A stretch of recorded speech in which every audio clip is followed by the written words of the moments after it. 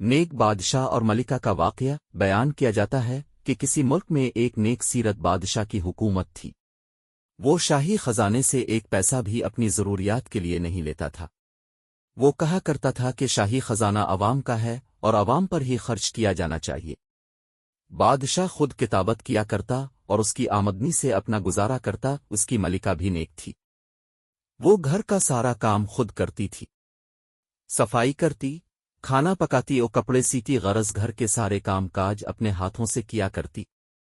ایک روز ہوا کچھ یوں کہ ملکہ کا ہاتھ روٹی پکاتے ہوئے جل گیا۔ جب بادشاہ گھر آیا تو ملکہ نے کہا مجھے ایک خادمہ رکھنے کی اجازت دیں تاکہ وہ گھر کے کام کاج میں میری مدد کرے۔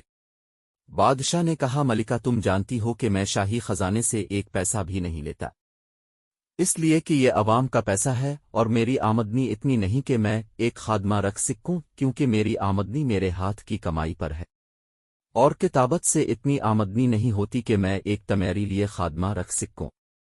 مزید بادشاہ کہنے لگا کہ اگرچہ میں بادشاہ ہوں مگر حقیقت میں ایک عام غریب آدمی ہوں۔ شاہی خزانے پر صرف عوام کا حق ہے، جو صرف عوام کی فلاح کے لیے ہی خرچ ہونا چاہیے۔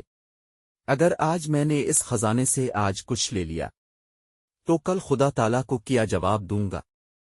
ملکہ تم حلال کی کمائی پر صبر و شکر کرو، بروز قیامت خدا تمہیں اس کا بہت اجر دے گا۔ بادشاہ کی ملکہ بھی چونکہ سمجھدار اور نیک خاتون تھی، اس لیے پھر سلطان سے اس سلسلے میں کچھ نہ کہا اور گھر کے کام کاج خود کرتی رہتی۔ اس لیے کہا جاتا ہے کہ خدا سے دوستی رکھنا ہو تو اپنے ہاتھ سے کماؤ اور حلال رزق سے اپنے اور خاندان کی کفالت کرو۔ اللہ ہمارے حکمرانوں کو بھی ایسی سمجھ عطا فرما۔ آمین۔